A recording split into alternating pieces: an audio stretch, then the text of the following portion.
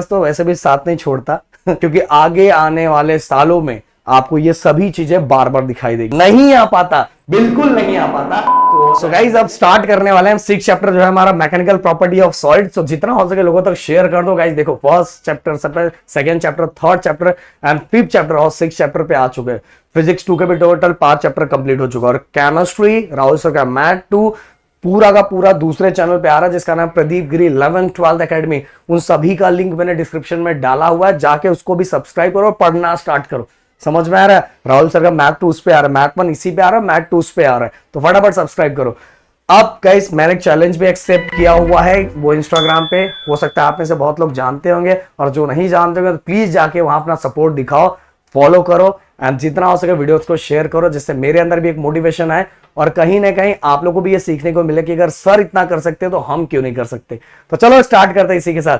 Deforming force. Deforming force मतलब एक ऐसा फोर्स अगर वो किसी सॉलिड पे अप्लाई करने के बाद उसका साइज और शेप दोनों चेंज हो जाता है तो उसको बोलेंगे हम डिफॉर्मिंग फोर्स। मतलब मान लो मैं एक सॉलिड बॉडी हूं, सॉलिड बॉडी और सॉलिड बॉडी पे एक ऐसा फोर्स लगाया गया जिसके कारण मेरा शेप एंड साइज दोनों चेंज हो गया, मेरा साइज भी चेंज हो गया और मेरा शेप भी चेंज हो गया। और ऐसा कुछ किसी फोर्स के कारण चेंज हुआ है तो उस फोर्स को हम क्या बोलेंगे? डिफॉर्मिंग फोर्स, क्योंकि उसने मुझे डिफॉर्म कर दिया, मेरे डायमेंशन को चेंज कर दिया। समझ में? ऐसा कोई फोर्स जो सॉलिड पे अप्लाई करने के बाद उसका साइज एंड शेप दोनों चेंज हो जा रहा है तो हम इसको क्या बोलेंगे? Deforming force. अब गाइस हम बात करते हैं इलास्टिसिटी एंड प्लास्टिसिटी की। देखो इलास्टिसिटी मतलब क्या होता है, सिंपल सा बात है। अगर मैंने, आप सभी ने देखा, पता ही होगा ये चीजें, फिर आपके टॉप बुक में है तो मैं ये चीजें एक्सप्लेन करता हूं। आप एक कोई भी ऐसा ऑब्जेक्ट लो जिसको आप खींचो, रबड़ खींचो, खींचने के बाद छोड़ोगे फिर से वो अपने ओरिजिनल पोजीशन पे आ जाएगा, जैसा था वैसा हो जाएगा। फिर दूसरा चीज, अगर आपने किसी चीज को खींचा और फिर से फोर्स रिलीज कर दिया पर वो अपनी जगह पे नहीं आ रहा है तो वो प्लास्टिक बॉडी हो गया।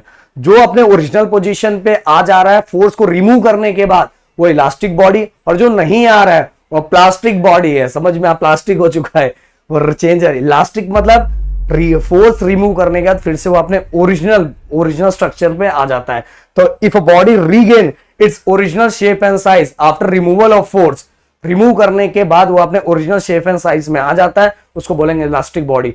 If a body does not regain its original shape and size after removal of force, force remove करने के बाद भी अगर वो ओरिजिनल शेप एंड साइज में नहीं आ पाता, बिल्कुल नहीं आ पाता, तो हो जाएगा मेरे लिए plastic body.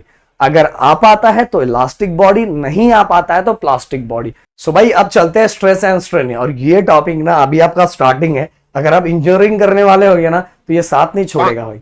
Stress and strain, वैसे तो स्ट्रेस तो वैसे भी साथ नहीं छोड़ता एक स्ट्रेस का लिमिट होता है, अगर उससे ज्यादा स्ट्रेस बढ़ जाएगा ना तो ब्लास्ट हो जाता है। तो इसी तरह से सबसे पहले स्ट्रेस देखेंगे, स्ट्रेस के टाइप्स देखेंगे, देन स्ट्रेन देखेंगे, उसके टाइप्स देखेंगे। इस तरह से चीजों को मैंने डिवाइड किया है, मतलब बुक में सबका सब मिक्स कर दिया है, तो मैंने थोड़ा सेपरेट किया है जिससे चीजें बहुत अच्छे से क्लियर हो जाएगी।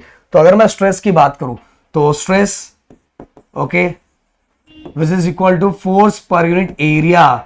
और ऐसा तो फॉर्मूला आपने प्रेशर का भी पढ़ा है, तो प्रेशर मतलब ही स्ट्रेस होता है। ऐसा मतलब प्रेशर मतलब ही क्या होता है? Stress.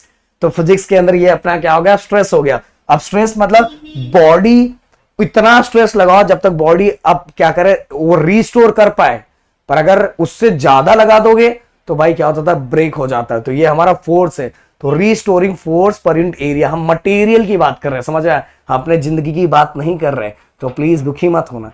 Restoring force per unit area, तो बॉडी में एक रीस्टोरिंग फोर्स होता है, अगर वहां तक लगाओगे तो हो सकता है वो रिस्टोर हो जाए, पर उससे ज्यादा अप्लाई करोगे तो क्या हो जाएगा? ब्रेक हो जाएगा।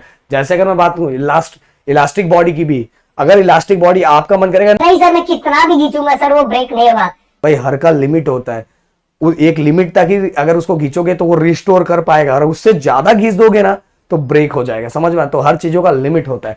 तो फोर्स पर यूनिट एरिया ये अपने लिए स्ट्रेस होता है, और फोर्स का यूनिट क्या होता है? न्यूटन। एरिया का यूनिट क्या होता है? Metre square. और ये एक तरह से क्या हो गया, हम इसको क्या बोल सकते हैं? पास्कल बोल सकते हैं। और इसका डायमेंशन ऑलरेडी आपको आता होगा, और यहां सभी चीजें हमने ऑलरेडी लिखा हुआ। ये नोट्स बस आपको मिल गया ना तो आपका जिंगा लगा वाला। Internal restoring force per unit area is called stress.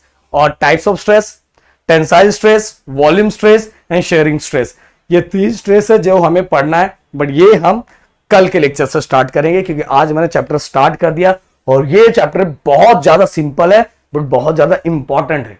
क्यों इंपॉर्टेंट है? क्योंकि आगे आने वाले सालों में आपको ये सभी चीजें बार बार दिखाई देगी। तो भाई यहां मैं टॉपिक को खत्म करता हूं, मिलते हैं नेक्स्ट वीडियो में। Thank you so much guys, जय हिंद दोस्तों।